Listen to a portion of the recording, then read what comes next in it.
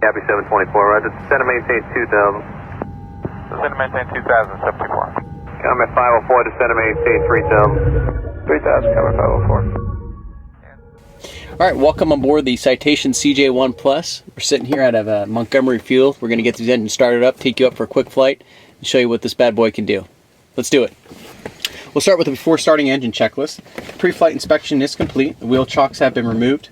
Cabin door has been closed. Passengers have been briefed. Seat belts. Let's put on my shoulder harnesses. Seat belts. Battery switch is coming on. Going to the starting engine checklist. Floodlights are full bright. And we're going to start the right engine. Would you check the right for me? Make sure it's clear. Clear right. Okay. Starting the right engine. Pushing the starter. We got good voltage. We're going to wait for 8% N2. At which point we're going to introduce fuel by bringing the thrust lever out of cutoff.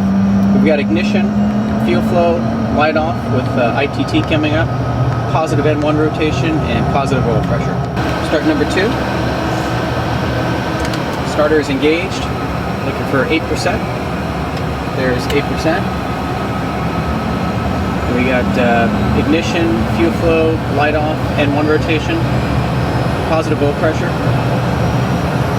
Nice cold start on the second start because we're using power from the operating engine's generator.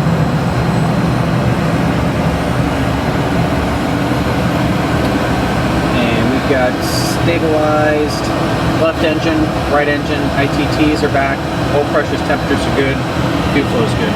That look good to you? It's good to me.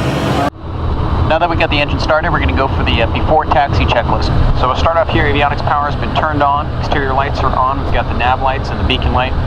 Passenger safety lights are in the passenger safety position, or I'll do that now. Pressurization system on the CJ1 Plus is pretty simple. All we have to do is set the destination elevation of our the airport that we're landing at, and we'll pull that up in just a second. If you can put in Lima 08 when you get a chance. Field elevation's 520. Okay, so 600 feet, we'll dial that in for our destination airport elevation. And that's it. There's nothing more to do, just making sure the air source selector is in both, and that's all the management we need to do for our pressurization system, assuming that's the airport we land at.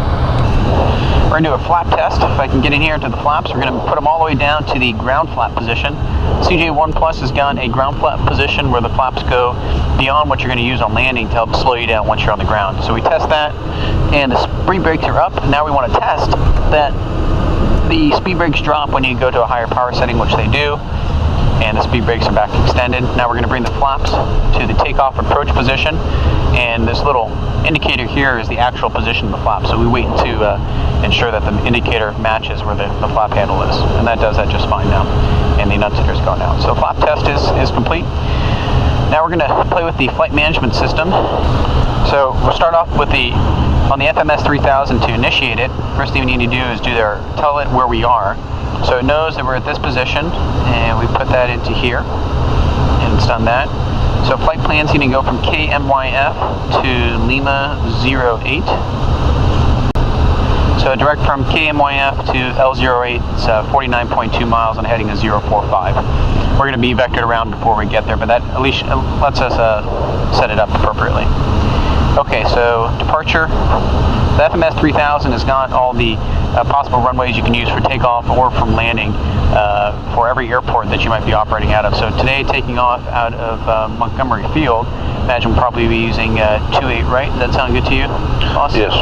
Okay, we got 28 right, put in there, and then we'll stand by for the arrival of L08 or Borrego Springs. We can tell what runway we're going to use, and we'll play with some of the approach features of the FMS 3000 once we get a little closer. Let's do some performance calculations. So we come over here to the perf button, hit perf and net. Okay, so we got our basic operating weight, which is 1 pilot. We got 2 passengers on board, and calculated fuel today of 2130. That agrees with what we see up here. And we got our gross weight for takeoff at 9640. That's well under max gross weight, so we're in good shape. Max altitude of 16,000 feet, no problem there. Now we can put in the weather for today's airport, and let's go ahead and pick up ATIS to figure out what that's going to be. Very good. Okay, we've got the weather inputted for the airport, and at this point we can go ahead and get our clearance. We're going to do a VFR flight out of here today. So the FMS 3000 it will actually calculate the takeoff speed. So V1 of 96, VR of 99, 106, 121. That's posted up on the primary flight display. So we'll use that as reference on takeoff now.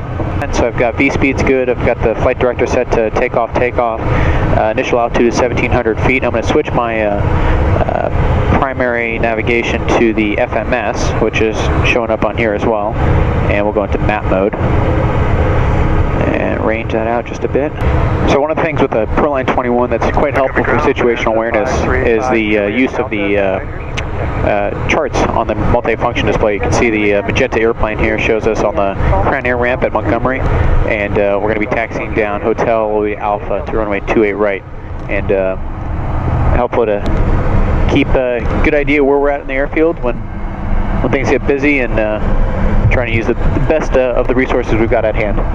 Okay, as we approach the departure on runway 28 right, we'll go ahead with our takeoff briefing out of Montgomery. So we've got 4,500 feet, winds are relatively calm, clear day, dry runway. Any problems prior to V1, that's 96 knots, we'll stop straight ahead on the runway. Any problems after that, we'll take it into the air, rotate at 99 knots. Positive rate gear up. If we do have an engine failure, we'll accelerate to V2 of 106 knots, and we'll maintain that until we're clear of hitting all obstacles. I got 1,700 feet as my first altitude. I'll maintain V2 until that 1,700 feet, at which point we'll get the airplane under autopilot, accelerate to VT of 121 knots, get the flaps up at V2 plus 10, and run memory items, checklists, and let ATC know what we're doing and come up with a plan from there. We've got the emergency checklist handy, and we should be briefed. Okay, we are clear for takeoff. Remember, base your discretion, runway 28 left to the land. And once we line up, we'll get the engine page. There it is, nice and big. You ready to go, boss? Yeah. All right, here we go. Okay, takeoff thrust is set. We got 2 good engines. Airspeed is alive. We got 60 knots. And crush, checks 3 times. Okay, there's V1, and rotate. And positive rate of climb. Gears coming up. And V2 plus 10 flaps coming up.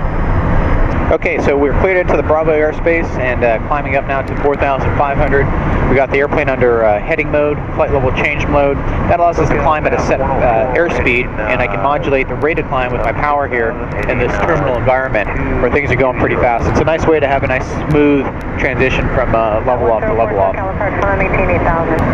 Okay, so we got 020 set on the heading, 17,500, and power is coming up. We're going to go to MCT power. That's our maximum continuous power to allow us to climb up to where we need to. Okay, we're going to go direct to our destination of Lima 08.